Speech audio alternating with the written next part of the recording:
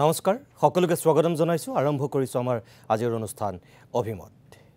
আজিৰ অভিমতত আমি এটা বিশেষ বিষয় আলোকপাত কৰিব বিচাৰিছো শিক্ষক শিক্ষানুষ্ঠান আৰু ৰাজনীতিক বিশেষকৈ তিহু মহাবিদ্যালয়ত অধ্যক্ষই নিজৰ আসন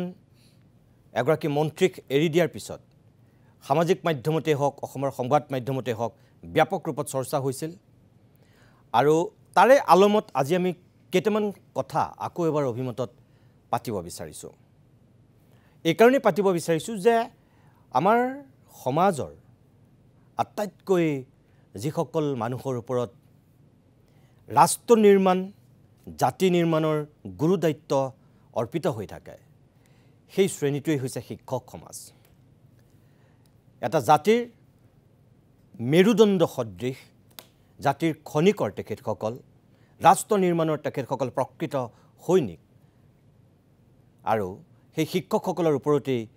এটা জাতিৰ এখন ৰাজ্যৰ এখন দেশৰ ভৱিষ্যত নিৰ্ভৰ কৰে সামগ্ৰিকভাৱে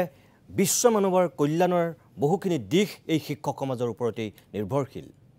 আৰু সেই কাৰণে আজি শিক্ষকসকলৰ কিছু কথা বতৰাক লৈ আমি আলোচনা কৰিম অভিমতত তাহানিৰ শিক্ষক আৰু এতিয়াৰ শিক্ষক তাহানিৰ শিক্ষানুষ্ঠানৰ পৰিৱেশ এতিয়াৰ শিক্ষানুষ্ঠানৰ পৰিৱেশ তাহানিৰ ৰাজনীতিক এতিয়াৰ ৰাজনীতিক এই গোটেই কথাখিনি ষ্টুডিঅ'ত আছে ডক্টৰ দয়ানন্দ পাঠক ছাৰ প্ৰাগজ্যোতিষ মহাবিদ্যালয়ৰ অৱসৰপ্ৰাপ্ত অধ্যাপক অধ্যক্ষ তথা এগৰাকী বিশিষ্ট শিক্ষাবিদ মই আপোনাক অনুষ্ঠানলৈ স্বাগতম জনাইছোঁ দীপেন শৰ্মা আছে মধ্য ইংৰাজী বিদ্যালয় সন্থাৰ শিক্ষক সংস্থাৰ সভাপতি আৰু অসম কৰ্মচাৰী পৰিষদৰ সদৌ অসম কৰ্মচাৰী পৰিষদৰ সভাপতিৰ দায়িত্বত আছে মই শৰ্মা ডাঙৰীয়াকো স্বাগতম জনাইছোঁ ডক্টৰ দীনেশ চন্দ্ৰ বৈশ্য ছাৰ আছে বি বৰুৱা মহাবিদ্যালয়ৰ সন্মানীয় অৱসৰপ্ৰাপ্ত অধ্যক্ষ এগৰাকী বিশিষ্ট শিক্ষাবিদ মই বৈশ্য ছাৰ আপোনাকো অনুষ্ঠানলৈ স্বাগতম জনাইছোঁ হেমেন ভট্ট আছে যোৰহাটৰ টিয়কৰ পৰা এগৰাকী অৱসৰপ্ৰাপ্ত শিক্ষক মই হেমেন ভট্টকো মই অনুষ্ঠানলৈ স্বাগতম জনাইছোঁ হিমেন ভট্ট ডাঙৰীয়া আপুনি দূৰৰ পৰাই অংশগ্ৰহণ কৰিছে বহুত বহুত ধন্যবাদ তাৰ কাৰণে প্ৰিয় দৰ্শক এই আপোনালোকক যে ক'লো শিক্ষকসকলৰ যেটো দায়িত্ব কৰ্তব্য এখন সমাজ নিৰ্মাণ কৰাৰ ক্ষেত্ৰত দেশ নিৰ্মাণ কৰাৰ ক্ষেত্ৰত আগৰ শিক্ষকসকলৰ যেটো পৰিৱেশ পৰিস্থিতি আছিল সময়ৰ সলনিৰ লগে লগে এতিয়া পৰিৱৰ্তন হৈছে স্বাভাৱিক আৰু মানসিকতালৈকো পৰিৱৰ্তন আহিছে সেয়াও স্বাভাৱিক কিন্তু সেই বুলি শিক্ষকসকলৰ যেটো প্ৰকৃত সত্তা সেই সত্তাটো ধৰি ৰাখিব নালাগিব জানো শিক্ষকসকলে নিশ্চয় ধৰি ৰাখিব লাগিব কেইবছৰমানৰ পূৰ্বে অসমৰ একাংশ শিক্ষকৰ কৰ্মকাণ্ড দেখি আমি হতবাক হৈছিলোঁ আৰু আমি এই টেলিভিছনৰ ষ্টুডিঅ'তেই অভিমত অনুষ্ঠানৰ আয়োজন কৰি সেদিনাখন অসমৰ সুধী সমাজৰ দৃষ্টি আকৰ্ষণ কৰিছিলোঁ শিক্ষক সমাজৰ সন্দৰ্ভত কিছু কথা আমি ব্যক্ত কৰিছিলোঁ বহু কেইগৰাকী সেদিনাখন শিক্ষক উপস্থিত আছিল অন্যতম এগৰাকী সেদিনাখনৰ অতিথি আছিল এগৰাকী দীপেন শৰ্মা নিজেই শিক্ষক দিৱসটো শিক্ষকৰ কাৰণে পতা হয় আহি আছে 5 ছেপ্টেম্বৰ আৰু হিমন্ত বিশ্ব শৰ্মা মুখ্যমন্ত্ৰী হোৱাৰ পিছত প্ৰথমটো শিক্ষক দিৱস যেতিয়া উদযাপন হৈছিল শিক্ষামন্ত্ৰী ৰণোজ পেগু সেই সময়ৰ শিক্ষা উপদেষ্টা ডক্টৰ ননীগোপাল মহন্তৰ পৰা আৰম্ভ কৰি বহু বিশিষ্ট ব্যক্তিৰ উপস্থিতিত ৰাজহুৱা যেটো কেন্দ্ৰীয় শিক্ষা বিভাগৰ ফালৰ পৰা শিক্ষক দিৱসৰ আয়োজন কৰা হৈছিল তাত যেটো পৰিৱেশৰ সেদিনাখন সূচনা হৈছিল অকণমান যিসকলে পাহৰিছে মই দেখুৱাই ল'ব বিচাৰিছোঁ এয়া আছিল সেই 5 ছেপ্টেম্বৰৰ দৃশ্যৰ কিয়দাংশ শিক্ষকসকল সেদিনাখন আটাইতকৈ সন্মানীয় স্থানত থাকে কিন্তু সেদিনাখন মন্ত্ৰীক শিক্ষামন্ত্ৰীক বা আন মন্ত্ৰীক ভৰি চুই সেৱা কৰিছিল একাংশ শিক্ষকে কাৰণ কৃতি শিক্ষকৰ বঁটা পাইছিল তেখেতসকলে আৰু আমি সেদিনাখন প্ৰশ্ন কৰিছিলোঁ যে মন্ত্ৰীও আচলতে ভৰি চুবলৈ দিব নালাগিছিল আৰু শিক্ষকসকলেও কেতিয়াও মন্ত্ৰীৰ ভৰিত সাষ্টাংগে প্ৰণিপাত কৰিব নালাগিছিল কৃতি শিক্ষকৰ বঁটা পাইছে ভালেই কথা তেখেতসকলক আমিও অভিনন্দন জনাইছিলোঁ কিন্তু সেই দিনটো আছিল শিক্ষকৰ দিন শিক্ষক দিৱস সেদিনাখন শিক্ষামন্ত্ৰীক ভৰি চুই সেৱা কৰা দিন নাছিল তাৰ মানে আমাৰ শিক্ষকসকলৰ একাংশৰ কেনে পৰ্যায়লৈ চিন্তাধাৰাটো অৱনমিত ঘটিছে মই আকৌ কৈছোঁ যে তেখেতসকলে বেয়া পাব নালাগে যিসকলে সেদিনাখন তেনেকুৱা কাম সংগঠিত কৰিছিল হয়তো তেখেতসকলে সন্মান প্ৰদৰ্শন কৰিয়ে কৰিছিল শিক্ষামন্ত্ৰীগৰাকীক কিন্তু হলেও কিছুমান কাম শিক্ষকে অন্তত কৰিব নালাগে। এই যে ঘটনাটো সেদিনাখন হৈছিল, আমি তীব্ৰ বিৰোধিতা কৰিছিলোঁ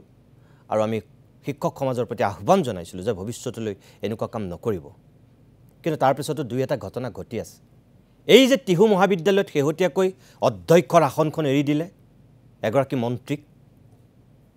সেই চকীখনত বহিবৰ কাৰণে এজন মানুহৰ যিখিনি যোগ্যতা লাগে, যিখিনি দক্ষতা লাগে, সেয়া নথকাকেও কোনোবা মানুহ যদুমধু মন্ত্ৰী হ'ল বুলিয়েই সেই চকীখনত কি বহিব পাৰে নেকি? মন্ত্ৰী হ'বলৈ কোনো শিক্ষাগত অৰ্হতা নালাগে, অকল স্বাক্ষৰটো কৰিব পাৰিলেই হ'ল। কিন্তু সেই বুলি তেওঁ যদি কিবা প্ৰকাৰে ভাগ্যৰ বলত মন্ত্ৰী হৈ যায়, তেনেহ'লে কি অধ্যক্ষৰ আসনত য'ত PhD ডিগ্ৰী নহ'লে নহ'ব, য'ত 15 বছৰৰ শিক্ষকতাৰ অভিজ্ঞতা থাকিলে নহ'ব হয়তো। আৰু তেওঁ অকল প্ৰবক্তা নহয়, তেওঁ এছিষ্টেণ্ট প্ৰফেচৰ, তাৰপিছত এছ'চিয়েট প্ৰফেচৰ, এই সকলোখিনি হোৱাৰ পিছত এটা দীঘলীয়া পৰিক্ৰমা অতিক্ৰম কৰি গৈ অধ্যক্ষৰ আসনত কোনোবা বহেগৈ। কিন্তু তাৰপিছত বহিব বিচৰাজনো আৰু বহিবলৈ দিয়াজনো আজিৰ সমাজৰে মানুহ। অধ্যক্ষই এই কথাবিলাক যদি গুৰুত্ব নিদিয়ে, কোনে দিব? কাৰ দায়িত্ব? আজিৰ পৰা প্ৰায় 8-9 বছৰৰ আগৰ কথা, এই ষ্টুডিঅ'তেই এই টিহুৰে সন্তান অসমৰ এগৰাকী বিশিষ্ট ভাষাবিদ ডক্টৰ ৰমেশ পাঠক, এই টিহুতেই আজি যিটো ঘটনাক লৈ সৰ্বত্ৰে চৰ্চা হৈছে, সেই টিহুতেই এটা সময়ত কি পৰিৱেশৰ সূচনা হৈছিল মই নকওঁ আপোনালোকক। এটা বিশেষ বক্তব্য চাওক, ডক্টৰ ৰমেশ পাঠক ছাৰে আমাৰ ষ্টুডিঅ'তেই এই অভিমততে অংশগ্ৰহণ কৰি সেই টিহুৰে এসময়ৰ এগৰাকী প্ৰধান শিক্ষক আৰু সেই সময়ৰ এগৰাকী বিশিষ্ট শিক্ষাবিদ, শিক্ষা মন্ত্ৰী কি পৰিৱেশ পৰিস্থিতিৰ মুখামুখি হৈছিল, কেনেকুৱা আছিল সেই পৰিৱেশ, ডক্টৰ ৰমেশ পাঠক ছাৰৰ সেই বক্তব্যখিনি অকণমান আপোনালোকে চাই লওকচোন। মই এটা সৰু উদাহৰণ দিছোঁ। মই যেতিয়া 5ম শ্ৰেণীত পঢ়ি আছিলোঁ, তেতিয়া হঠাৎ আমাৰ বিদ্যালয়ত এখন এম্বেচেডৰ গাড়ী আহি ৰ'ল। তাৰ পৰা এজন চুটি চাপৰ মানুহ নামিল, মানে পাঞ্জাবীটো অত্যন্ত দীঘল, আঁঠুৰ তলত পৰা, খদ্দৰ পিন্ধা। ড্ৰাইভাৰে দুৱাৰখন খুলি দিলে, নামিলে হেডমাষ্টাৰৰ ওচৰলৈকে আহিল। প্ৰধান শিক্ষকে আহি পেলাই আমাৰ ক্লাছটো প্ৰথমতে আছিল, আমাৰ ক্লাছলৈকে মানুহজনক লৈ আহিল। তেওঁ দুৱাৰমুখত থিয় হৈ পেলাই সেই মানুহজনে কৈছে হাতযোৰ কৰি পেলাই, ছাৰ, মই অমেয় কুমাৰ দাস, অসমৰ শিক্ষামন্ত্ৰী, ভিতৰলৈ সোমাব পাৰোঁনে? 5ম শ্ৰেণীৰ শিক্ষকক শিক্ষামন্ত্ৰীয়ে এইধৰণে কোৱাৰ পিছত আমাৰ ছাৰ ব্যস্ত হৈ গ'ল। এই চকী বেঞ্চ জোকাৰি পেলাই মাতিলে, ছাৰ আহক আহক বহক, এইবুলি চকীখন বহিবলৈকে দিলে। দিয়াৰ সময়ত অমেয় কুমাৰ দাসে ক'লে আমাৰ সন্মুখতে, এই চকীখন ছাৰ আপোনাৰ কাৰণে, মই থিয় হৈ থৈ দুটামান কথা সুধি পেলাই ইয়াৰ পৰা যাম। সেয়া আছিলে শিক্ষামন্ত্ৰী। আপোনাৰ শিক্ষাগুৰুৱে তেখেতক শিক্ষামন্ত্ৰীক আগবঢ়াই দিয়া চকীখনত তেওঁ নবহিলে, কাৰণ সেইখন চকী তেওঁৰ কাৰণে। অৰ্থাৎ শিক্ষামন্ত্ৰীগৰাকীৰ আচাৰ ব্যৱহাৰে ছাত্ৰ ছাত্ৰীৰ মনত এনেকুৱা এটা ধাৰণাৰ সৃষ্টি কৰিব লাগে, যিটো ধাৰণাৰ জৰিয়তে শিক্ষকসকল যে নমস্য ব্যক্তি, আৰু সেইটো কৰিলেহে ছাত্ৰ ছাত্ৰীসকলৰ ওচৰত শ্ৰদ্ধা আহিব, আৰু শ্ৰদ্ধা আহিলেহে জ্ঞান আহিব। সেয়া আছিল ডক্টৰ ৰমেশ পাঠক ছাৰে আমাৰ ষ্টুডিঅ'তে কোৱা আজিৰ পৰা ঠিক 8-9 বছৰৰ আগৰ অভিমতৰ এটা অংশ। তেতিয়াৰ শিক্ষামন্ত্ৰীৰ ভূমিকা আছিল সেয়া, তেতিয়াৰ প্ৰধান শিক্ষকৰ দায়িত্ব কৰ্তব্যবোধ আছিল সেই ধৰণৰ। আৰু এতিয়া সেই একেখন টিহুতেই এখন মহাবিদ্যালয়ৰ অধ্যক্ষই কি কাণ্ড কৰিছে আৰু এগৰাকী মন্ত্ৰীয়ে কি কাণ্ড কৰিছে আপোনালোকে দেখিছে। মই বৰ্তমানৰ অধ্যক্ষ পৰিষদৰ সভাপতি আৰু সম্পাদক দুয়োগৰাকীয়ে এই ঘটনাটোক লৈ যিহেতু নিজৰ প্ৰতিক্ৰিয়া ব্যক্ত কৰিছিল, আমাৰ তাত আপোনালোকে হয়তো কিছু অংশ দেখিছেও। যিসকলে সেয়া দেখা নাই, মই ডক্টৰ ধৰ্মেন্দ্ৰ নাথ আৰু ডক্টৰ ৰঞ্জন কলিতা এই দুয়োগৰাকীয়ে দুইটা বক্তব্য এইখিনিতে দেখুৱাই লওঁ, তাৰপিছত মই অতিথিসকলৰ কাষলৈ উভতি আহিম। এই ঘটনাটো এটা অবাঞ্ছিত ঘটনা নহ'লেই ভাল আছিল, কিন্তু কেতিয়াবা অধ্যক্ষজনৰ মানে উপায় নোহোৱা পৰিস্থিতি কিছুমান হয়, অকৱাৰ্ড ছিটুৱেশ্যন হয়, যিটো টিহু মহাবিদ্যালয়ত হৈছিল, আৰু নোহোৱা হ'লেই ভাল আছিল। কিন্তু তেখেতৰ কৰিবলগীয়াও বিশেষ নাথাকে, কিছুমান পৰিস্থিতিত উপায় নোহোৱা হৈ যায়। গতিকে মই টিহু মহাবিদ্যালয়ৰ অধ্যক্ষ সুৰেশ ভৰালীক ডিফেণ্ড দিয়ে ক'ব লাগিব যে তেওঁৰ হয়তো উপায় নোহোৱা এটা পৰিস্থিতি হৈছিল, সেইকাৰণে সেই ঘটনাটো ঘটিলে। যিটো আমি সকলোৱে বিশ্বাস কৰোঁ যে অধ্যক্ষ এজন সন্মানীয় ব্যক্তি, কেইবাটাও ষ্টেজত পাৰ হোৱাৰ পিছতহে অধ্যক্ষ হ'ব পাৰে। PhD লাগিব, 15 বছৰৰ অভিজ্ঞতা লাগিব, শিক্ষকতাৰ সহযোগী অধ্যাপক হ'ব লাগিব, ৰিচাৰ্চ পাব্লিকেশ্যন বহুতখিনি লাগে। তাৰোপৰি ইউনিভাৰ্চিটিৰ ভাইচ চেঞ্চেলৰ দ্বাৰা গঠিত এখন সমিতিয়ে তেওঁক নিৰ্বাচিত কৰিব লাগে। গতিকে এটা যথেষ্ট ৰিগৰাছ প্ৰচেছত গৈহে মানুহ এজন অধ্যক্ষ হ'ব পাৰে। তেখেতৰ প্ৰতি সন্মান আমি সকলোৱে জনোৱাটো উচিত, সকলো অধ্যক্ষকে।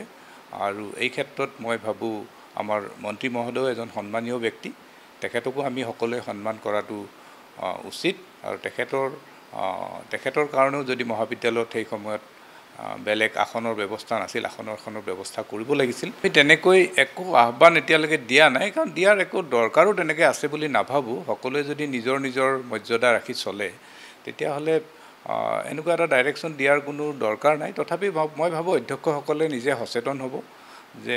আৰু এটা ওৱান্স ইন এ মিলিয়ন নিচিনা ঘটনা এইটো, যে কেতিয়াও কিন্তু আমাৰ কলেজতো মন্ত্ৰী আহিছে, বিষয়া আহিয়ে থাকে, কেতিয়াও কিন্তু এনেকুৱা ধৰণৰ ঘটনা হোৱা নাই।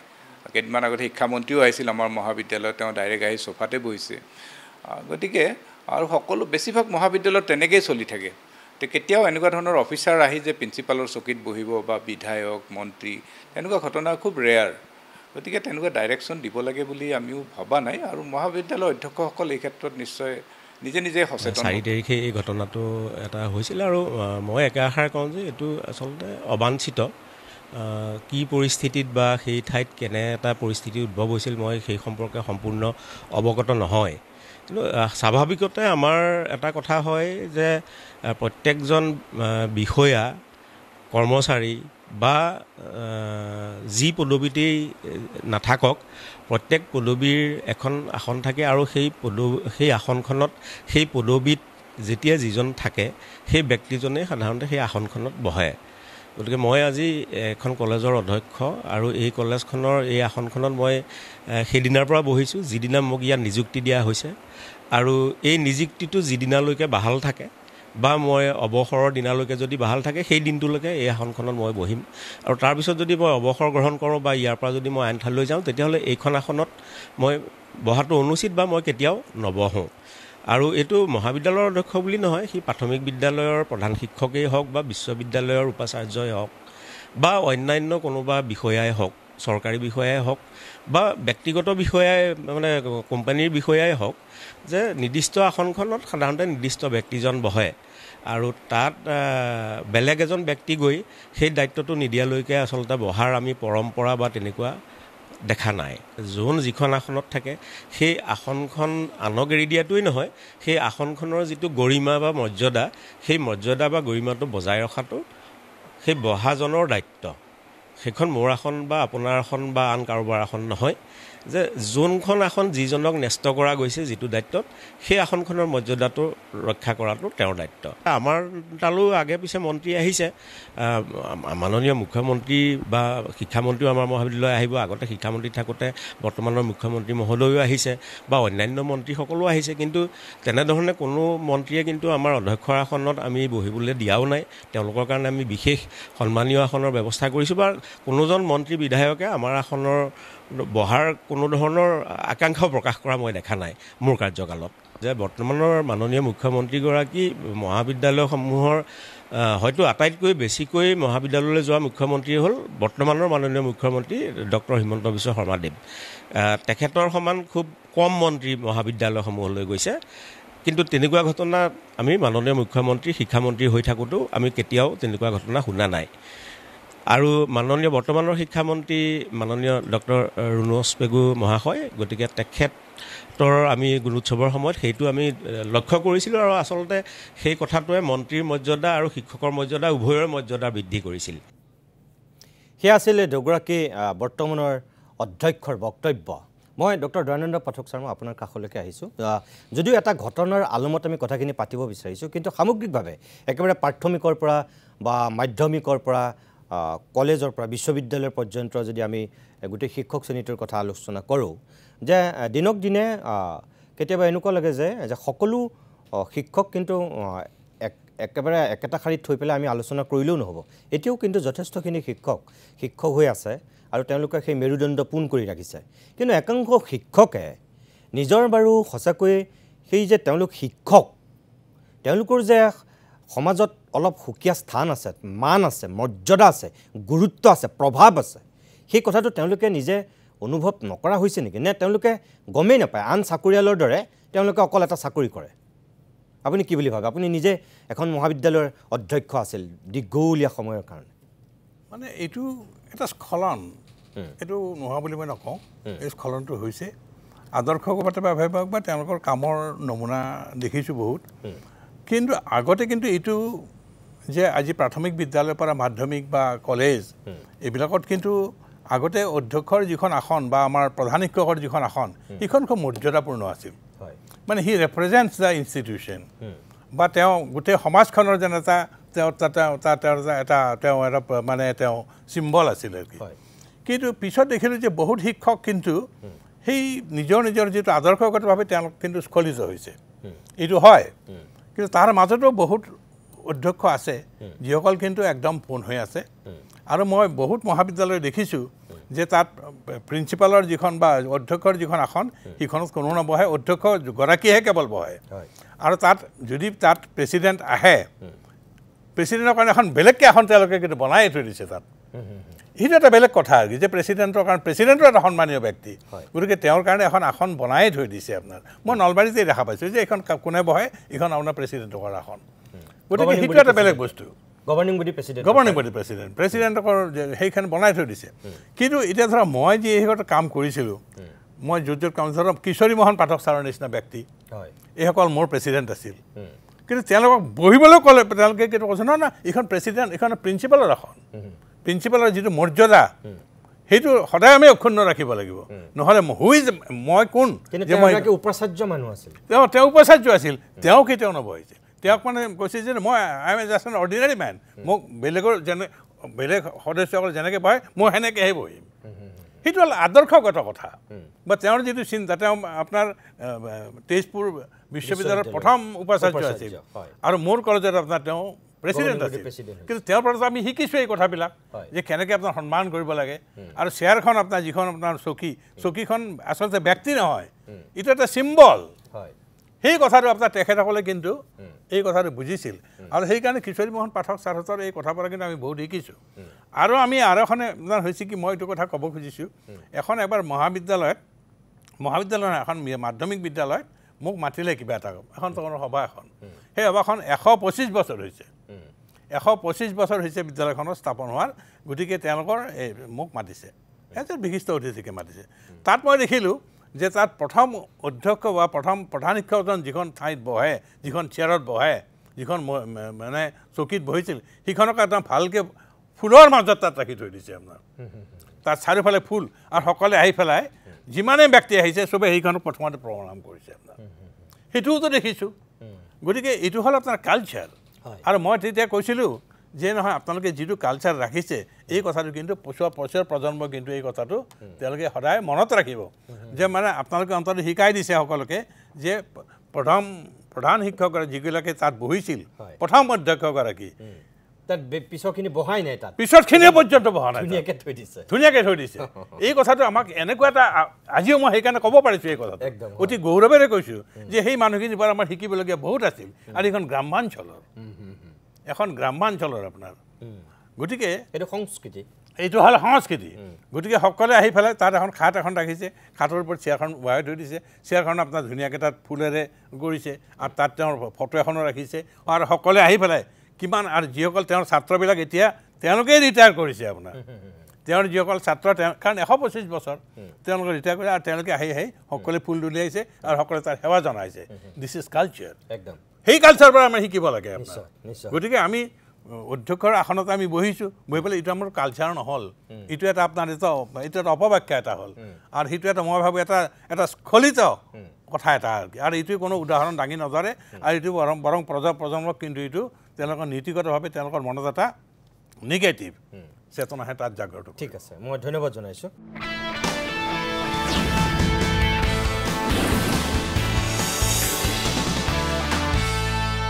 ইতিমধ্যে আপোনালোকে গমেই পাইছে তাহানিৰ শিক্ষক আৰু এতিয়াৰ শিক্ষক, তেতিয়াৰ শিক্ষানুষ্ঠান এতিয়াৰ শিক্ষানুষ্ঠান, ৰাজনীতিক তেতিয়াৰ এতিয়াৰ ৰাজনীতিক। আমি এই সন্দৰ্ভত অকণমান কথা পাতিছোঁ। মই শৰ্মা ডাঙৰীয়া, মই আপোনাৰ কাষলৈ আহিছোঁ। আপুনি এগৰাকী শিক্ষক, প্ৰধান শিক্ষক, আপুনি সভাপতি হৈ আছে শিক্ষক সংস্থাৰ, এটা সংস্থাৰ কৰ্মচাৰী পৰিষদৰো আপুনি সভাপতি হৈ আছে। মূলতঃ মই শিক্ষক হিচাপে আপোনাক সুধিছোঁ যে আমাৰ শিক্ষকসকলৰ আটাইতকৈ মেৰুদণ্ড পোন হৈ থাকিবলগীয়া শ্ৰেণীটোৱেই আমাৰ সমাজখনৰ শিক্ষকসকল, কিন্তু ক'ৰবাত আমাৰ মেৰুদণ্ড এতিয়া থৰক বৰক হৈ গৈছে নেকি? আচলতে চাওক, আমাৰ যিটো গোটেই ভাৰতবৰ্ষখনৰ যিটো অৰিজিন ব্যৱস্থাটো চাওঁ আমি, আমাৰ সেই গুৰুৰ আশ্ৰমত শিক্ষা প্ৰথম বস্তুটো আছিলেতো এটা আধ্যাত্মিক ব্যৱস্থাৰ জৰিয়তে আমি আজিৰ পৰ্যায় পাইছোঁ। ইয়াৰ সংস্কৃতি হওক বা আচাৰ নীতি হওক,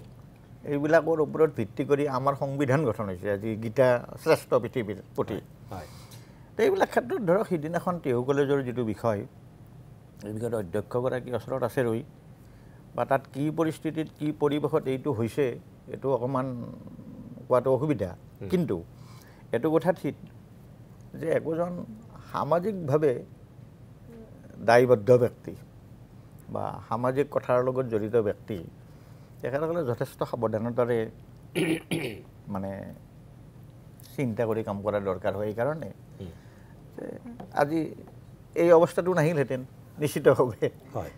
গতিকে এই কথাখিনি আছে। আমি আগতে ধৰকচোন আমি এনেকুৱা কথাও শুনিছোঁ যে সঁচা মিছা ইমান নাজানো যে আমাৰ তেতিয়া আমাৰ এই কৃষ্ণকান্ত সন্দিকৈ ডাঙৰীয়া উপাচাৰ্য হৈ থকা সময়ত তেতিয়া আমাৰ ভাৰতৰ প্ৰাইম মিনিষ্টাৰ জৱাহৰলাল নেহৰু ডাঙৰীয়া, তেখেতে কিবা সময়টো অকণমান ইফাল সিফাল হ'ল, তাৰপাছতেই মানে কিবা সাক্ষাতে নিদিলে নে কি তেনেকুৱা, ইমান শক্তিশালী অৱস্থা এটা। গতিকে এই ক্ষেত্ৰত কি পৰিস্থিতিত কিয় এনেকুৱা হ'ল এইটো এটা অবাঞ্ছিত আৰু এনেকুৱা হ'ব নালাগে। এইবিলাকে আৰু শিক্ষকৰ যিটো আপুনি কৈছে কথাটো, এইবিলাক কথা সঁচা নহয়। আগতে আছিল গুৰু, শিক্ষকৰ চাকৰিটো সমাজখনত চাকৰি দিয়া ব্যৱস্থা বুলিবিলাকো তেনেকুৱাই আছিল যে এটা এলেকাত যে ভাল বুদ্ধিবৃত্তি আছে বা তেওঁৰ আচাৰ আচৰণ, এই গোটেইবিলাক চাই ৰাইজখনে তেওঁক শিক্ষক পাতিছিল, সেই ব্যৱস্থা আছিল। আজিকালি শিক্ষকতাটো ধৰক আগতে যিটো সেৱাটোৰ সলনি এতিয়া চাকৰিলৈকে গতি কৰিছে। একাংশ আছে, একাংশ নিশ্চিতভাৱে ভাল মানুহ থাকিবই সমাজত। গতিকে সেইকাৰণে এই ধৰণৰ ঘটনাবিলাক হয়তো হ'ব পাইছে বুলি এটা ভাবিবলৈ থল আছে। মই আকৌ আহিম আপোনাৰ কাষলৈ। মই যাব বিচাৰিছোঁ দীনেশ চন্দ্ৰ বৈশ্য ডাঙৰীয়াৰ কাষলৈ। আপুনি চাগে কথাখিনি শুনি আছে, আমি কি কথা পাতিছোঁ, কিয় পাতিছোঁ। অৱক্ষয় চবতেই হৈছে, এইটোতো সঁচা কথা, কিন্তু সেইবুলি কেইটামান বিশেষ দিশত অৱক্ষয় হ'লে সমাজখনৰ কাৰণে বৰ ভয়ংকৰ কথা হ'ব। আমাৰ শিক্ষকসকল, তাহানিৰ শিক্ষক আৰু এতিয়াৰ শিক্ষক, আপুনি এখন মহাবিদ্যালয়ৰ অধ্যক্ষ আছিল, আপোনাৰ তালৈ নিশ্চয় মন্ত্ৰী বিধায়ক গৈছিল, আপুনি চকী এৰি দি পাইছিলনে?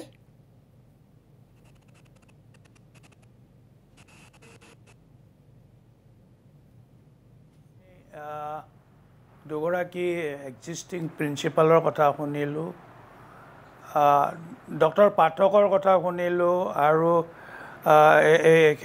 মতে তেওঁ কৰ্মচাৰী পৰিষদৰ বিষয়ববীয়া আৰু এখন স্কুলৰ প্ৰিন্সিপাল আৰু সভাপতি। কথাটো হ'ল,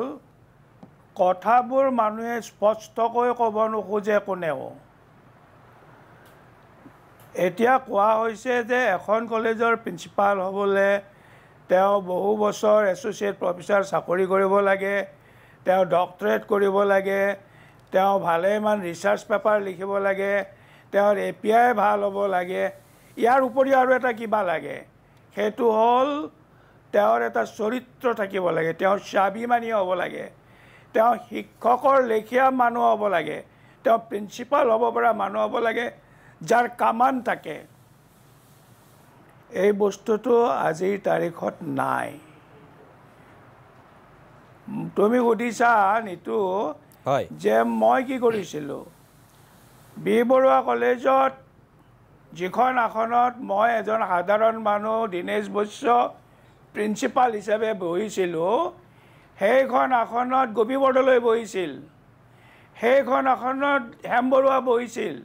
সেইখন আসনত প্ৰমোদ ভট্টাচাৰ্য বহিছিল হয় গতিকে সেইখন আসন মই বহিছোঁ বুলি নহয় সেইখন এখন সাংঘাতিক আসন আৰু মই মোৰ কাৰ্যকালত মিনিষ্টাৰ গভৰ্ণিং বডিৰ প্ৰেচিডেণ্ট হৈছিলে মই মিনিষ্টাৰক কৈছিলোঁ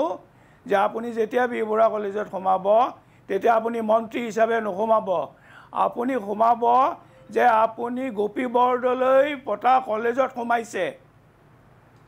মই এই কথাটো কৈছিলোঁ আৰু এটা কথা কওঁ এবাৰ কিবা এটা ঘটনা ঘটিছিলে মোৰ তাত মই প্ৰিন্সিপাল হৈ থাকোঁতে চিফ মিনিষ্টাৰ গৈছিলে তৰুণ গগৈ গৈছিল তাৰপিছত এডুকেশ্যন মিনিষ্টাৰ আৰু কেইবাজনো মন্ত্ৰী আহিছিলে মোৰ মনত আছে কিন্তু কোনো মন্ত্ৰীয়ে বহিবও খোজা নাই আৰু ময়ো সেই সুবিধাটো দিয়া নাই মই মোৰ চকীত বহি আছোঁ আৰু আমি যেতিয়া প্ৰিন্সিপাল আছিলোঁ তেতিয়া প্ৰিন্সিপালৰ ৰুমবোৰ এচি টেচি লগোৱা ইমান সা সুবিধা থকা নাছিল অৰ্ডিনাৰী চকী কেইখনমান থাকে তাতেই বহিছিলে এতিয়া টিহু কলেজলৈ মই এবছৰ আগত গৈছিলোঁ এটা একাডেমিক প্ৰগ্ৰেম লৈ আৰু কলেজখন অত্যন্ত ধুনীয়া কলেজ আৰু প্ৰিন্সিপালৰ ৰুমটো সুসজ্জিত ৰুম আৰু তাত খুব ধুনীয়া ধুনীয়া কেইবাখনো সোফা পৰা আছে বেলেগ বেলেগকৈ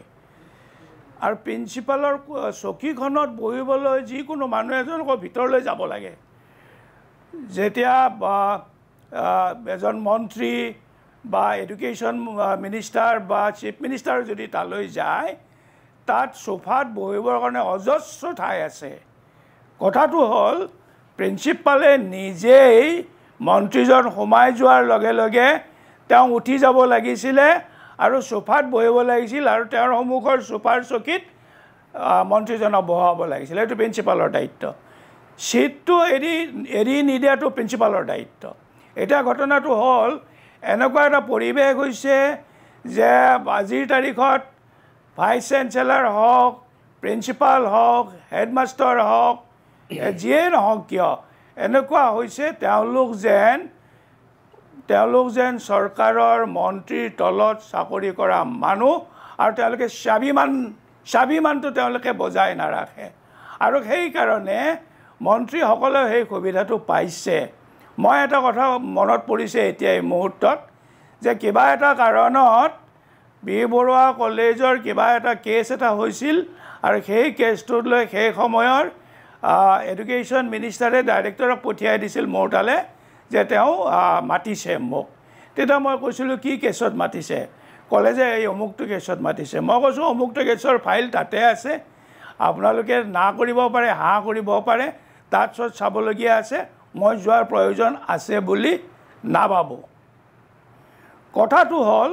ব্যক্তিত্ব ডাঙৰ কথা ব্যক্তিত্বহীন বহুত মানুহ আজিৰ তাৰিখত ভাইচ চেঞ্চেলাৰ হৈ আছে প্ৰিন্সিপাল হৈ আছে তাৰ ফলত সমগ্ৰ শিক্ষা ব্যৱস্থাটোৰ অৱনতি ঘটিছে শিক্ষা ব্যৱস্থাটোৰ অৱনতি হৈ আছে সেই যিসকল ছাত্ৰ ছাত্ৰী আছে যিসকল ছাত্ৰ ছাত্ৰী আমাৰ এই আলোচনা শুনি আছে বা এই ঘটনাবোৰ দেখি আছে সেইসকল ছাত্ৰ ছাত্ৰী আমাক কেনেকৈ সন্মান কৰিব প্ৰিন্সিপালক কেনেকৈ সন্মান কৰিব মন্ত্ৰীক কেনেকৈ সন্মান কৰিব আমি সন্মানটো বজাই ৰাখিব পৰা নাই আমি স্বাভিমানী হ'ব পৰা নাই ৰিচাৰ্চ পেপাৰ পাব্লিছ কৰিলে নহ'ব এছ'চিয়েট হ'লে নহ'ব প্ৰফেচৰ হ'লে নহ'ব ডক্টৰেট থাকিলেই নহ'ব তেওঁৰ এটা স্বাভিমান থাকিব লাগিব আৰু তেওঁৰ এটা ব্যক্তিত্ব থাকিব লাগিব এই ব্যক্তিত্বটোই নিবিচাৰে আজিকালি চৰকাৰে ব্যক্তিত্ব থকা মানুহক চৰকাৰে ভাইচ চেঞ্চেলৰ এপইণ্টমেণ্ট নিদিয়ে আৰু প্ৰিন্সিপালৰ এপইণ্টমেণ্ট নিদিয়ে তেওঁলোকৰ ষ্টাফক হ'ব লাগে আৰু ষ্টাফক হৈছে এইটোৱে কথা হয় আপুনি যিখিনি কথা কৈছে একদম সঁচা কথা কৈছে এতিয়া VC হ'বৰ কাৰণে মন্ত্ৰীৰ পিছে পিছে বহুত মানুহ ঢপলিয়াই ফুৰে কোনোবা প্ৰিন্সিপাল হ'বৰ কাৰণে শিক্ষামন্ত্ৰীৰ পিছে পিছে তেল মাৰি ঘূৰি ফুৰে আৰু তাৰপিছত তেওঁলোকেই ক'ৰবাত ভাইচ চেঞ্চেলৰ হৈ যায় ক'ৰবাত তেওঁলোক অধ্যক্ষ হৈ যায়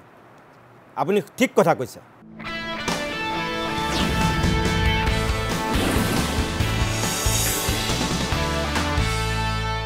বৰ্তমানৰ অধ্যক্ষসকলৰ ভিতৰত দুগৰাকী অধ্যক্ষৰ বক্তব্য মই আপোনালোকক দেখুৱাইছিলোঁ কিন্তু আন এগৰাকী অধ্যক্ষৰ এটা বিশেষ ফেচবুক পোষ্ট আছে গোটেইখিনি মই আপোনালোকক নকওঁ তেখেত হৈছে গুৱাহাটী মহানগৰীৰে LCB কলেজৰ অধ্যক্ষ ডক্টৰ অমৰেন্দ্ৰ কলিতা ললিত চন্দ্ৰ ভৰালী মহাবিদ্যালয়ৰ অধ্যক্ষ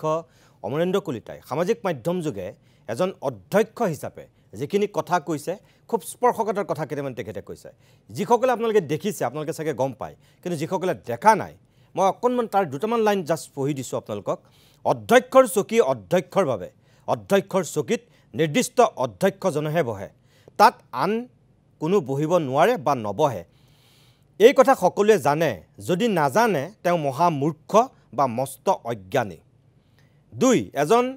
অধ্যক্ষ এজনে নিজৰ চকী আসনখনৰ মৰ্যাদা বজাই ৰখাটো দৰকাৰ যদি বজাই ৰখা নাই বুজিব লাগিব তেওঁ অধ্যক্ষৰ আসনৰ বাবে যোগ্য নহয় তেওঁ মস্ত ভয়াতুৰ বা বহুত দুৰ্বল মনৰ ব্যক্তি 3 অধ্যক্ষ এজনে নিজৰ চকীখন আনক এৰি নিদিয়ে এৰি দিয়া মানে বুজিব লাগিব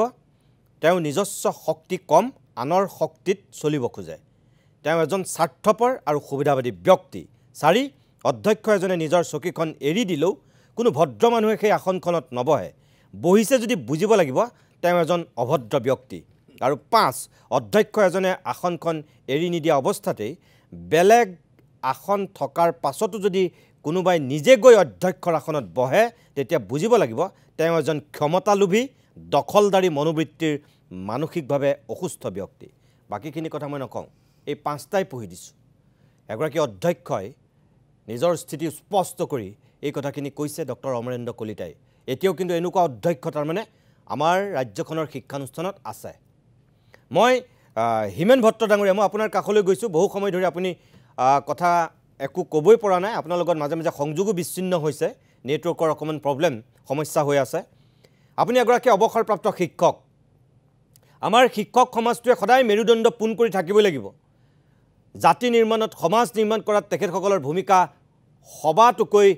বেলেগ পৃথক যিখিনি কথা আজি আমি আলোকপাত কৰিছোঁ কোনোবা স্নাতক ডিগ্ৰী হোৱা মন্ত্ৰী হ'ল বুলি কোনোবা হাইস্কুল পাছ কৰা মন্ত্ৰী হ'ল তাৰপিছত গৈ তেওঁ প্ৰিন্সিপালৰ চকীত বহিব এইটো কেতিয়াও হ'ব নোৱাৰে মৰ্যাদাটো লাঘৱ কৰে বহিবলৈ দিয়াও আৰু বহাও সমানেই দায়ী আপুনি কি বুলি ভাবে নীতিমণি শইকীয়া মই আপোনাৰ যোগেদি ষ্টুডিঅ'ত থকা সকলোকে ধন্যবাদ জনাইছোঁ আৰু শ্ৰোতা দৰ্শকসকলকো ধন্যবাদ জনাইছোঁ মই অনুভৱ কৰোঁ আজি সভ্যতাৰ যিটো স্তৰত আমি এই কথাটো পাতিবলৈ লৈছোঁ এইটো আমাৰ কাৰণে আচলতে লজ্জাজনক কথা আমি প্ৰাচীন শিক্ষাৰ কথা কৈছোঁ প্ৰাচীন বুলি ক'লে আমি বহুতলৈকে উভতি যাব পাৰোঁ যে প্ৰাচীন কালত শিক্ষক আছিল ৰজাতকৈও শ্ৰেষ্ঠ শিক্ষক এজন যেতিয়া যায় তেতিয়া ৰাজসভাত ৰজাই উঠি আসন গ্ৰহণ কৰিবলৈ দিয়ে তেনেকুৱা উদাহৰণ আমি মানে বুৰঞ্জীতো পাইছোঁ বা ইতিহাসতো পাইছোঁ তদুপৰি আমি নালন্দা বিশ্ববিদ্যালয়ৰ কথা জানো য'ত বাহিৰৰ 10,000 ছাত্ৰক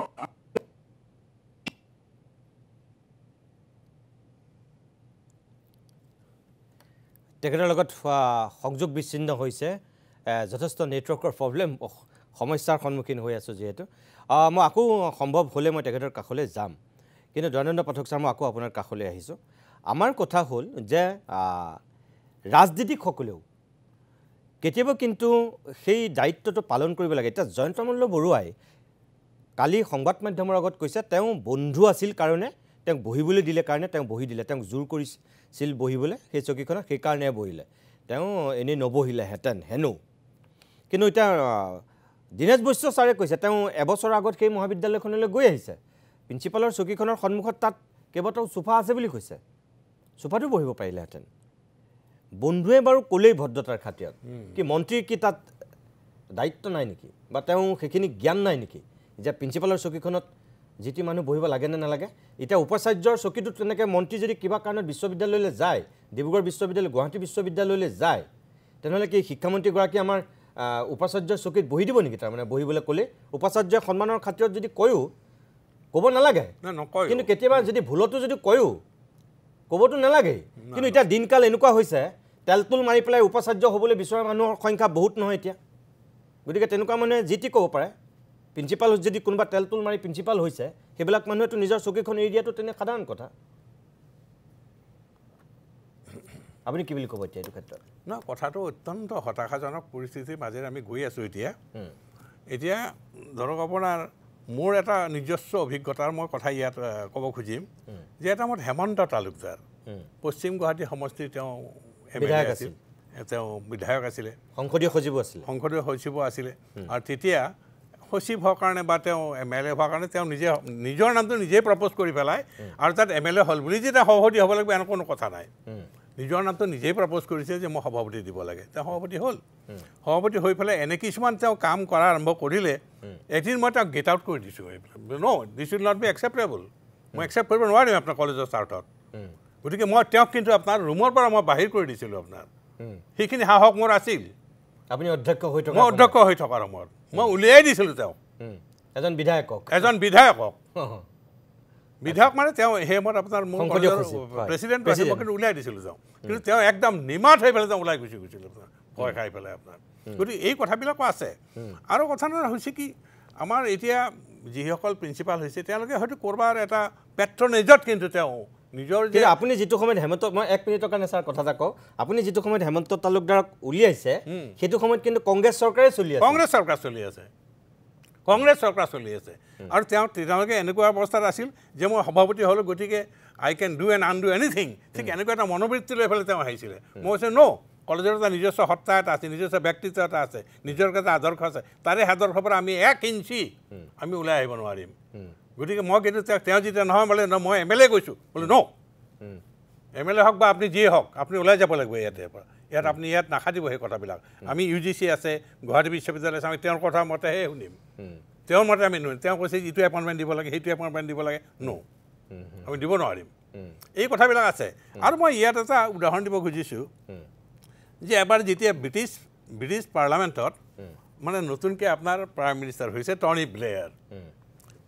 যেতিয়া হৈছে সাংবাদিকসকলে কিন্তু তেওঁক প্ৰশ্ন কৰিছে কি যে আপুনি যে প্ৰাইম মিনিষ্টাৰ হৈছে আমি কংগ্ৰেচুলেট কৰিছোঁ আপোনাক কিন্তু আপোনাৰ ফাৰ্ষ্ট প্ৰায়ৰিটিটো কি হ'ব গোটেইখিনি কামত তেওঁ কৈছে এডুকেশ্যন ফাৰ্ষ্ট প্ৰায়ৰিটি তেওঁ এডুকেশ্যন বুলি কৈছে তাৰপিছত আৰু এজন সাংবাদিক এটা সুধিছে যে আপোনাৰ ছেকেণ্ড প্ৰায়ৰিটিটো কি হ'ব এডুকেশ্যন আপোনাৰ ছেকেণ্ড প্ৰায়ৰিটিটো মোৰ এডুকেশ্যনেই হ'ব আপোনাৰ তাৰপিছত আৰু এজন সুধিলে যে আপোনাৰ থাৰ্ড প্ৰায়ৰিটিটো কি হ'ব এডুকেশ্যন আপোনাৰ তাৰমানে মই এডুকেশ্যনৰ ওপৰতে মই গুৰুত্ব দিম সকলোতকৈ এই কথা টনি ব্লেয়াৰে কৈছে আপোনাৰ গতিকে এনেধৰণৰ কথাবিলাক কিন্তু আমি ইয়াতে কিন্তু অসমত কিন্তু আমি শুনা নাই আৰু এতিয়া এনেকুৱা এটা অৱস্থা হৈছে যে মেট্ৰিকৰ ৰিজাল্ট কেতিয়া দিব হায়াৰ ছেকেণ্ডেৰী কেতিয়া দিব তাৰ কমিশ্যনাৰো নাজানে এডুকেশ্যন ছেক্ৰেটাৰীও নাজানে প্ৰিন্সিপালৰ কোনোবাই বোলে মুখ্যমন্ত্ৰী দি আছে আপোনাৰ এইটো এই কথাবিলাক যেন আমি কিবা এটা আমি নিজকে যেন নিজৰ যিটো শিপাডাল যেন নিজেই কাটি পেলাইছোঁ এই কথা লাগিছে গতিকে আমাৰ ধৰক আপোনাৰ হায়াৰ ছেকেণ্ডেৰী ৰিজাল্টটো কেতিয়া দিব সেইটো মুখ্যমন্ত্ৰীহে জানে এই কথাটো এইটো বুজাইছে কি যে আমাৰ এটা অনাস্থা এটা হৈছে ভিতৰত যে চামথিং ইজ ৰং যে আমি হয়তো সেই কথাটো পাৰা নাই গতিকে এনেধৰণৰ কথাৰ কাৰণেও এটা হৈছে কি যে এতিয়া শিক্ষকসকলো বা তেওঁলোকৰ যিটো কথা আশা প্ৰদান আমি যিটো তেওঁৰ ব্যক্তিত্ব লাগে সেই ব্যক্তিত্বৰ পৰা কিন্তু তেওঁলোক বিচ্ছিন্ন হৈ গৈছে আৰু তাত এনেকুৱা এটা হৈছে দীনেশ বৈষ্ণৱে ক'লে খুব ব্যক্তিত্ব সম্পন্ন মানুহ কিন্তু চৰকাৰেও নিবিচাৰা হৈছে এতিয়া যে আমাক এনেকুৱা মানুহ লাগে যাৰ ব্যক্তিত্বটো নাই যাক ক্ৰয় কৰিব পাৰি বিক্ৰয় কৰিব পাৰি ঠিকে কৈছে তেনেকুৱা মানুহ লাগে হয় মই হিমেন ভট্টৰ লগত আকৌ যিহেতু সংযোগ স্থাপন হৈছে আপোনাৰ লগত আমি কথা পাতি থকাৰ সময়তে কাট খাই গৈছিল লাইনটো অনুগ্ৰহ কৰি আপুনি কথাখিনি সম্পূৰ্ণ কৰক ভট্ট ডাঙৰীয়া হয় নিতুমণি শইকীয়া মই আপোনাৰ যোগেদি হয় মই আপোনাৰ যোগেদি ষ্টুডিঅ'ৰ সকলোকে শ্ৰদ্ধা জনাইছোঁ শ্ৰোতা দৰ্শকসকলক শ্ৰদ্ধা জনাইছোঁ মই ইমানপুৰে যিখিনি টিহু কলেজখনৰ সম্পৰ্কত অধ্যক্ষ আৰু মন্ত্ৰীৰ বিষয়ে যিখিনি কথা শুনিলোঁ সভ্যতাৰ এইটো স্তৰত মানে এই কথাটো পাতিবলৈ লাজ লগা ধৰণৰে হৈছে কাৰণ আমি সকলোৱে এটা কথা জানো যে এখন দেশৰ নিৰাপত্তা ৰক্ষা কৰে সৈন্যবাহিনী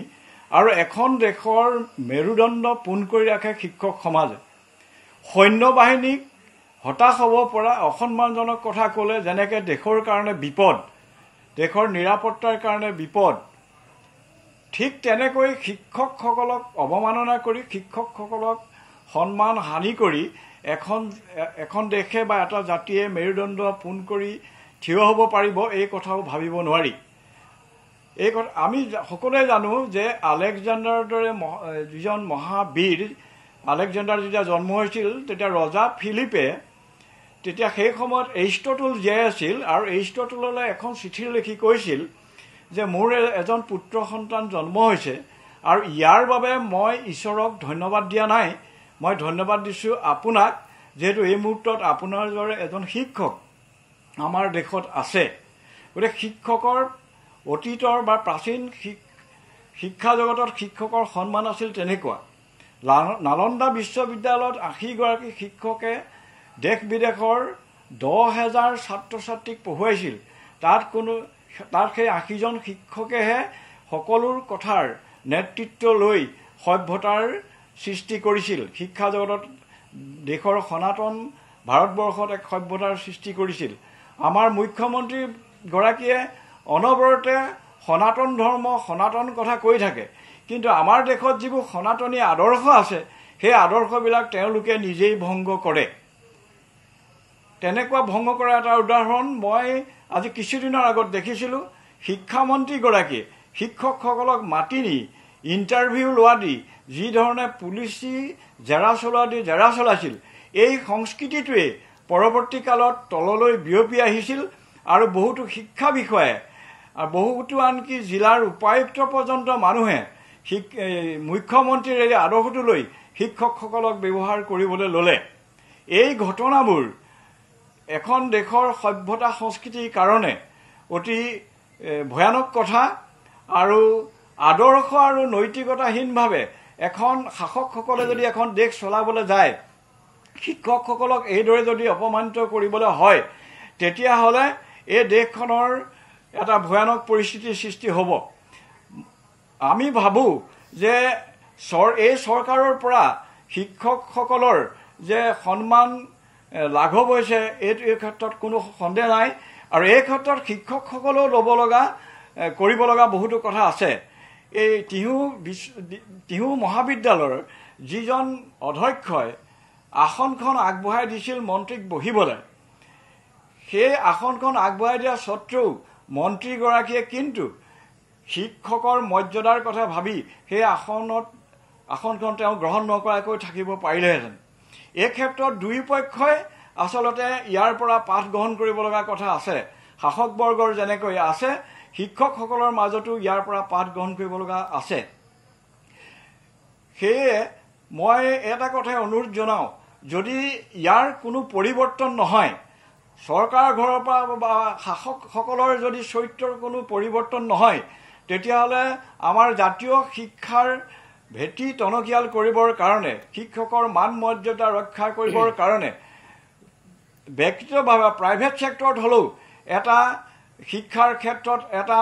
আয়োগ গঠন কৰি আমি জাতীয় শিক্ষাৰ ভাবি নতুনকৈ আগবঢ়াই নিব লাগিব। বৰ্তমান শাসকসকলৰ যোগেদি আমাৰ শিক্ষা মান ৰক্ষা হ'ব বুলি মই নাভাবোঁ। তেখেতসকলে শিক্ষাক এটা বাণিজ্য হিচাপে লৈছে। চৰকাৰী মাধ্যমৰ বিদ্যালয়বিলাকক ধ্বংস কৰি দিয়াটোৱে তেওঁলোকৰ উদ্দেশ্য, যাতে প্ৰাইভেটাইজেশ্যনটো গা কৰি উঠে। শিক্ষাক বাণিজ্যিকৰণৰ পৰা ৰক্ষা কৰাৰ বিৰুদ্ধে আমি ঐক্যবদ্ধভাৱে যিসকল সচেতন, যিসকলে দেশ আৰু জাতিৰ কথা ভাবে, সেইসকলে নিজাকৈ হ'লেও উদ্যোগ লৈ এটা প্ৰত্যাহ্বান থিয় কৰাব লাগে বুলি মই অনুভৱ কৰোঁ। হয়, মই হিমেন ভট্ট ডাঙৰীয়া, মই অকণমান আকৌ বাণিজ্যিক বিৰতি ল'ম, কিন্তু তাৰ আগতে মই অকণমান কথা এটা আপোনাক সুধি লৈছোঁ। এইমাত্ৰ যে আপুনি কথাকেইটা ক'লে, শিক্ষামন্ত্ৰীয়ে এনেকৈ পুলিচৰ জেৰা কৰা দি কৰিছিল, আপুনি ঠিক কথা কৈছে। কেইবছৰমানৰ পূৰ্বে আজিৰ মুখ্যমন্ত্ৰী হিমন্ত বিশ্ব শৰ্মা যেতিয়া শিক্ষামন্ত্ৰী হৈ আছিল, আনকি হিমন্ত বিশ্ব শৰ্মাও শিক্ষকসকলক মাতি আনি GSTৰ ফুল মিনিং সুধিছিল, প্ৰিন্সিপালবিলাকক হাত দাঙিবলৈ কৈছিল। তেখেতে তেতিয়া কেমেৰাৰ সন্মুখত সেই কামটো কৰিছিল,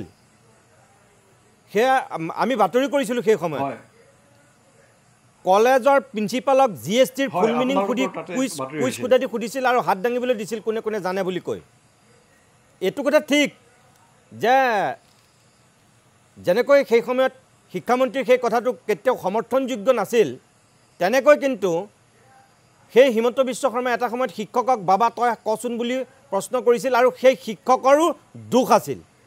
বাবা তই কচোন বুলি যেতিয়া কৈছিল ৰাজহুৱাকৈ শিক্ষক এজনক, তেতিয়া শিক্ষকবিলাকে লাজ পাইছিল নে নাই নাজানো আমি শুনি পেলাই লাজতে মূৰ তল কৰিবলগীয়া হৈছিল কলৈ যাওঁ কি কৰোঁ লাগিছিল কিন্তু সেইবুলি অকল শিক্ষামন্ত্ৰীক দোষ দিলে নহ'ব এনেকুৱা একাংশ শিক্ষক আছে যি শিক্ষকতাৰ বৃত্তিটোৰ মৰ্যাদাটো নিজেই ধৰি ৰখা নাই বিদ্যালয়লৈ গৈ ছাত্ৰ ছাত্ৰীৰ সন্মুখত যেতিয়া তেওঁ অককে মদ খাই পেলাই বমি কৰি দিয়ে সেই ছাত্ৰ ছাত্ৰীৰ ওচৰত সেই শিক্ষকৰ প্ৰতি শ্ৰদ্ধা ভক্তি একো নাথাকে তেওঁলোকে নিজেই সেই পৰিৱেশটো নষ্ট কৰিছে তেনেকুৱা শিক্ষকো কিন্তু আছে আৰু তেনেকুৱা শিক্ষকক শিক্ষামন্ত্ৰীয়েনো ক'ত সন্মান কৰিব সেইটোতো কথা আপুনি কি বুলি কয় এতিয়া হয় সেইটো হয় এইখিনিতে মই এটা কথা কওঁ আপোনাৰ ঘৰত যেতিয়া আপুনি এজন কাম কৰা মানুহ ৰাখিব খোজে তেতিয়া সেই কাম কৰা মানুহজনৰ যদি বেছি স্পষ্টবাদী হয় আপোনাৰ কথা নেমানে তেওঁ নিজৰ মতে কাম কৰিবলৈহে বিচাৰে তেনেকুৱা ধৰণৰ মানুহজনক আপুনি হাজিৰা কৰাবলৈ নলয় আপুনি এনেকুৱা এজন মানুহকে ঘৰত কাম কৰা ল'ব যিজনে আপোনাৰ প্ৰতিটো কথা শুনে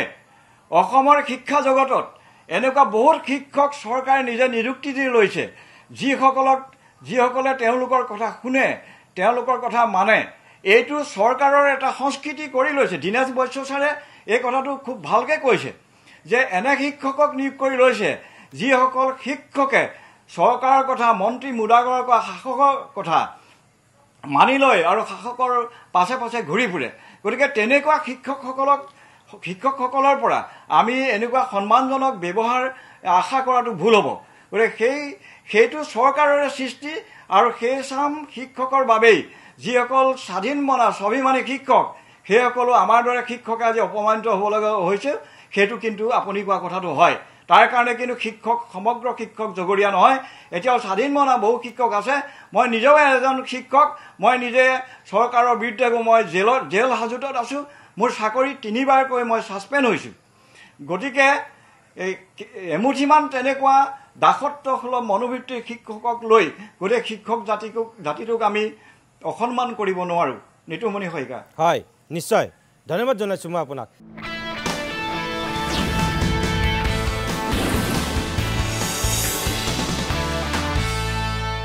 মই পোনে পোনে দীনেশ বৈশ্য ছাৰ মই আপোনাৰ কাষলৈ শেষবাৰৰ কাৰণে গৈছোঁ যে এই মন্ত্ৰী বিধায়ক এখেতসকলৰ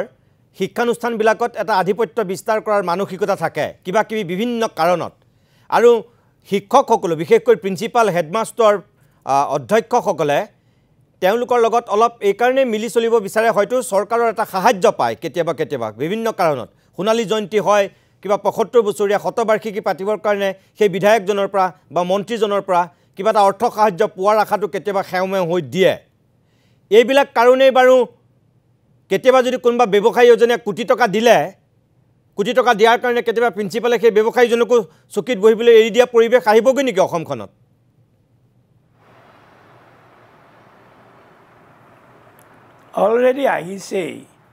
অলৰেডি আহিছে কলেজবিলাকত বিশ্ববিদ্যালয়বিলাকত আজিৰ তাৰিখত এই যিটো বৌদ্ধিক পৰিৱেশ আগত আছিল সেই বৌদ্ধিক পৰিৱেশটো নাই এইকাৰণে বৌদ্ধিক পৰিৱেশটো নাই এই মন্ত্ৰীক মাতে MLAক মাতে বা কোনো ৰাজনৈতিক নেতা এজনক মাতে কোনোবা দলৰ নেতা এজনক মাতে যিবিলাকে দলীয় কথাবিলাকত কাম কথা কৈ যায় ইয়াৰ কথাটো হৈছে আৰু এটা ডাঙৰ কথা এটা ভীতিগ্ৰস্ততা সৃষ্টি কৰা হৈছে যিবিলাক শিক্ষা পৰিচালক প্ৰিন্সিপাল ভাইচ চেঞ্চেলাৰ হেডমাষ্টাৰ এইবিলাকৰ ওপৰত এটা হেঁচা প্ৰয়োগ কৰা হৈছে এইকাৰণে হেঁচা প্ৰয়োগ কৰা হৈছে যে তেওঁলোকে যাতে চৰকাৰী কোনো নীতি নিয়মৰ প্ৰতিবাদ নকৰে ভেৰি ৰিচেণ্টলি এটা ঘটনা ঘটিছে যে ভাইচ চেঞ্চেলাৰ চিলেকশ্যন গোটেই ভাৰতবৰ্ষতে চেণ্ট্ৰেলাইজড হৈ গৈছে একেবাৰে দিল্লীৰ পৰাহে ভাইচ চেঞ্চেলাৰ এইটো অসমত হওক এইটো কেৰেলাত হওক কৰবাত বা এই বেংগলত হওক ছিকিমত হওক দিল্লীৰ পৰাই কণ্ট্ৰল কৰিব এই যিবিলাক নটিফিকেশ্যন ইয়াৰ কোনো প্ৰতিবাদ নহয় ভাইচ চেঞ্চেলাৰ এছ'চিয়েশ্যন আছে প্ৰিন্সিপালছ এছ'চিয়েশ্যন আছে কলেজ টিচাৰ্ছ এছ'চিয়েশ্যন আছে এই এছ'চিয়েশ্যনবিলাকে বহু কথা জানি শুনিও তেওঁলোকে মাত নামাতে এটা সময় আছিল যে ACTAৰ যদি প্ৰেচিডেণ্ট জেনেৰেল ছেক্ৰেটাৰী দিছপুৰলৈ যায় এডুকেশ্যন মিনিষ্টাৰ থিয় দিয়ে এতিয়া তাৰ ওলোটাটো হৈছে গতিকে কি হৈছে এই গোটেই পৰিস্থিতিটো এনেকৈ হ'ল যে এতিয়া চৰকাৰী স্কুল কলেজ বিশ্ববিদ্যালয় এইবোৰ লাহে লাহে বেয়া হ'ব লাগে আজি এই প্ৰগ্ৰেমটো আৰম্ভ হোৱাৰ আগে আগে গোৱালপাৰাৰ এখন অতি ঐতিহ্যমণ্ডিত সম্ভৱ 150 বছৰ হ'ল এইখন স্কুলৰ পৃথ্বীৰাম হায়াৰ ছেকেণ্ডেৰী স্কুল তাৰ প্ৰিন্সিপালে ফোন কৰিছে তাতে মাত্ৰ কেইটামানে টিচাৰ আছে প্ৰিন্সিপালবোৰ ক'তো পাৰ্মানেণ্ট প্ৰিন্সিপাল নাই ভাইচ প্ৰিন্সিপাল ক'তো নাই গোৱালপাৰাৰ এখন কলেজ আছে কিবা কৃষ্ণাই কলেজ নে হাওৰাবাদ কলেজ তাতে মাত্ৰ 20 জন প্ৰফেচাৰ আছে আৰু এতিয়া যদি আমি চাওঁ কলেজবিলাকত এই যে অটোনমাছ হ'ল অটোনমাছ হোৱা মানে অটোনমাছ কলেজ বা যিবিলাক কলেজ বিশ্ববিদ্যালয় হ'ল সেইবিলাকত যিবিলাক মানুহে ৰিটায়াৰ কৰিব চৰকাৰী মানুহে ৰিটায়াৰ কৰিব তাৰ জেগাত চৰকাৰী পোষ্ট এপইণ্টমেণ্ট নহ'ব তাতে তাৰমানে প্ৰাইভেট হৈ যাব লাহে লাহে অটোনমাছ কলেজবোৰ প্ৰাইভেট হৈ যাব লাগিব তেওঁলোকৰ এডুকেশ্যনেল বা একাডেমিক অটোনমিয়ে নহয় ফাইনেন্সিয়েল অটোনমিও থাকিব লাগিব অৰ্থাৎ টকা পইচাও তেওঁলোকে নিজে উপাৰ্জন কৰিব লাগিব এনেকুৱা এটা পৰিৱেশ সৃষ্টি কৰিছে যাৰ প্ৰতিবাদ কৰিবৰ কাৰণে অধ্যক্ষসকলৰ ভাইচ চেঞ্চেলৰসকলৰ বা এছ'চিয়েশ্যনত থকা মানুহবিলাকে সাহস নকৰে আৰু সাহস নকৰাৰ এটা পৰিৱেশ ক্ৰিয়েট কৰা হৈছে মই ছাৰ ধন্যবাদ জনাইছোঁ মোৰ সময় যিহেতু শেষ হৈছে মই পাঠক ছাৰ মই আপোনাৰ কাষলৈ আহিছোঁ কথা হ'ল যে MLA মন্ত্ৰীবিলাকৰ বাৰু সেই পাৱাৰৰ প্ৰতি এটা খুব হেৰি থাকে তেওঁলোক মানে আগ্ৰাসী মনোবৃত্তিৰে তেওঁলোকে ক্ষমতা ল'ব বিচাৰে য'তে ত'তে পাৱাৰ দেখুৱাব বিচাৰে আৰু তেওঁলোকৰ সেই ধৰণৰ বিবেক হয়তো নাথাকিব পাৰে জ্ঞান নাথাকিব পাৰে কাৰণ মনীষ চুব্বাই তেজপুৰ নিচিনা লোকসভা সমষ্টিৰ পৰা আপুনি দেখিছে যে কেইবাৰকৈ সংসদলৈ নিৰ্বাচিত হৈছিল নাওবৈচাৰ পৰা কেনেকৈ নিৰ্বাচিত হৈছিল মনীষ চুব্বাই কাক হৰুৱাইছিল ঈশ্বৰ প্ৰসন্ন হাজৰিকাৰ নিচিনা এটা সময়ত ষ্টেণ্ড কৰা ফাৰ্ষ্ট ষ্টেণ্ড কৰা মানুহক হৰুৱাইছিল তেওঁ কি বুলি কৈছিল BA পাছ কৰিলেই নহ'ব গ্ৰেজুৱেট হ'ব লাগিব এনেকুৱা মানুহে আমাক 4-5 বাৰকৈ বিধায়ক হৈ দেখুৱাইছেতো গতিকে জনপ্ৰতিনিধিৰ জ্ঞান সিমানেই এতিয়া কথা হ'ল যে আমাৰ এতিয়া জয়ন্ত মল্ল বৰুৱা তাত বহিবলৈ দিলে কাৰণে বহি দিলে তেওঁ কৈছে যে মোৰ বন্ধু এজনে বহিবলৈ দিছে তেওঁ এক সহপাঠী আছিল সেইকাৰণে তেওঁ বহি দিলে তেওঁ নিজে BA পাছ মানুহ এজনে তেওঁ সেই PhD কৰা ডক্টৰেট ডিগ্ৰী লোৱা সেই 15 বছৰ শিক্ষকতাৰ অভিজ্ঞতা থকা চকীখনত বহিব নালাগিছিল বুলি তেওঁ নাজানে বৰ্তমানৰ শিক্ষামন্ত্ৰী ৰণোজ পেগুৱে কিন্তু তেনেকৈ বহা নাই ক'ৰবাত বহিবলৈ দিওঁতে তেওঁ না কৈছে না এইটো আচলতে মন্ত্ৰীগৰাকীৰ ওপৰতে নিৰ্ভৰ কৰে আৰু প্ৰিন্সিপালগৰাকী ইয়াৰ কাৰণে বেছি দায়ী বুলি মই ভাবোঁ কাৰণ কিবা এনেও দেখিছোঁ যে কেৱল প্ৰিন্সিপালগৰাকী যে কেৱল মন্ত্ৰীকেই যে হেৰি কৰিছে সেইটো নহয় কোনোবা যদি আপোনাৰ DPA অফিচৰ পৰা কোনোবা এজন যদি আপোনাৰ ডাইৰেক্টৰ এজন আহে তেওঁ চেয়াৰ এৰি দিয়ে আপোনাৰ কেৱল মন্ত্ৰীক যে এৰি দিছে সেইটো নহয় বা ডাইৰেক্টৰ আহিলে বা DPA গৰাকী আহিলে তেতিয়া তেওঁ চেয়াৰখন এৰি দিয়ে এতিয়া ছাৰ আপোনাৰ মতে শিক্ষক সমাজে বা প্ৰিন্সিপাল সমাজে কেনেধৰণৰ পদক্ষেপ মানে ইয়াৰ কাৰণে আচলতে মই ভাবোঁ মন্ত্ৰী বা বিধায়কসকল কৈও শিক্ষকসকল কিন্তু আমাৰ অধ্যক্ষগৰাকী কিন্তু বেছি দায়ী বুলি মই ভাবোঁ ঠিক আছে সেইটো কাৰণে মই বেছি দায়ী বুলি ভাবোঁ তেওঁলোকৰ সেই ব্যক্তিত্বৰ অভাৱ বা তেওঁলোকে এটা অল্টাৰনেটিভ এৰেঞ্জমেণ্ট কৰা নাই বা তেওঁলোকে যেনেধৰণে চিন্তা কৰিব আৰু তেওঁলোকে আনকি মন্ত্ৰীজন নিজেই বহিবলৈ দিয়ে সেইটোওতো দেখা পাইছোঁ আপোনাৰ নিশ্চয় গতিকে এইটো মই দেখিছোঁ যে ইয়াৰ কাৰণে কিন্তু অধ্যক্ষসকল বা প্ৰধান শিক্ষকসকল কিন্তু বেছি দায়ী হয় শৰ্মা ডাঙৰীয়া শেষত আপুনি কি ক'ব শিক্ষক সমাজ কেনেকৈ আগবঢ়া উচিত শিক্ষক সমাজ কেনেকৈ মানে শিক্ষক সমাজ যদি সমাজৰ যদি সন্মানৰ পাত্ৰ হৈ শিক্ষক নাথাকে তেতিয়াহ'লে কোনো কাৰণত সুশিক্ষা বা শিক্ষা অগ্ৰগতি হ'ব নোৱাৰে এইটো নিশ্চিত আৰু তাৰ কাৰণে ইতিমধ্যে আপোনাক মই আগতে এটা টকছত কৈছিলোঁ যে ৰাজ্যখনত বিগত বহু বছৰ জুৰি প্ৰায় 8-10,000 বিদ্যালয় আমাৰ জনমানসৰ পৰা বিলুপ্ত হৈছে সেইটোতো হৈছে তাৰোপৰি আপুনি কিছুমান দেখিব আমি এটা প্ৰাথমিক পৰ্যায়ৰ শিক্ষক আমাৰ শিক্ষানুষ্ঠানবিলাকত আজিৰ তাৰিখত আৰম্ভণিটো কেনেকৈ হয় মই আপোনাক কৈছোঁ বছৰটো শেষ কৰিব হৈছে প্ৰথম উৎসৱ বিদ্যাৰম্ভ হ'ব কেইদিনমান চলিব সেইটো তাৰপিছত এটা পেট পৰীক্ষা থাকে পেট পৰীক্ষাত 21 পৃষ্ঠা 22 পৃষ্ঠা প্ৰশ্নবিলাক মোবাইলে এৰি দিলে সেইবিলাক উলিয়াব লাগিব সেইবিলাকলে নম্বৰবিলাক যে ভৰাব লাগিব যিবিলাক বিদ্যালয়ত টেবলেট দিয়া হৈছে আমাৰ এটেণ্ডেঞ্চৰ কাৰণে সেই টেবলেটত সেই তথ্যবিলাক দিব নোৱাৰি গোটেই ব্যক্তিগতভাৱে দিব লাগিব ব্যক্তিগতভাৱে এই টেবলেট ব্যৱহাৰ নকৰি মোবাইল ব্যৱহাৰ কৰাৰ কাৰণে যে ফাঁকিবাজি হৈছে তাৰ প্ৰমাণ সৌদিনা পাঠাচাৰ হৈছে হায়াৰ ছেকেণ্ডেৰী আপুনি দেখিছে টিচাৰ গৈ পোৱা নাই হয় ৰাজ তেওঁলোকৰ এটেণ্ডেঞ্চটো হৈ আছে আপুনি দেখিছে মৰিগাঁৱত সিদিনা এডিছে মহোদয়াই তাত শিক্ষকজন গৈ পাইছে দেৰিকৈ কিন্তু তেওঁ কি নিজৰ মোবাইলত এটেণ্ডেঞ্চটো আগতে দিছে এই ধৰণৰ ফাঁকিবাজি হৈছে আপুনি আৰু এটা বস্তু দেখিব 1 ছেকেণ্ড মাত্ৰ কৈছোঁ মই তাত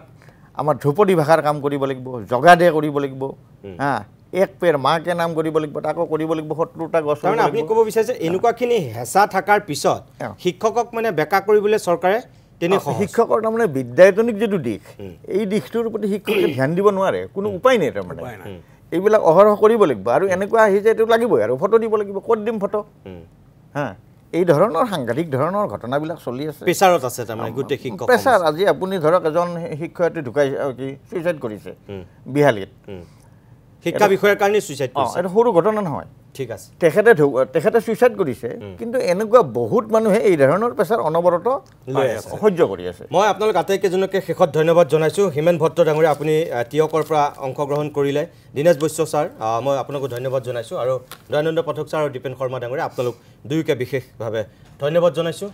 ৰাইজে বিচাৰ কৰিব সকলোবিলাক কথা আমি একো নকওঁ কিন্তু শিক্ষক সমাজ সদায় শিক্ষক হৈ থাকক মেৰুদণ্ড পোন কৰি থাকক কি বিশ্ববিদ্যালয় কি কলেজ কি হাইস্কুল কি এম ই স্কুল কি প্ৰাথমিক বিদ্যালয় শিক্ষক অলপ পৃথক আৰু সেই পৃথকতাটো শিক্ষক সমাজে ধৰি ৰাখক আজিৰ অভিমত ইমানতে সামৰিছোঁ নমস্কাৰ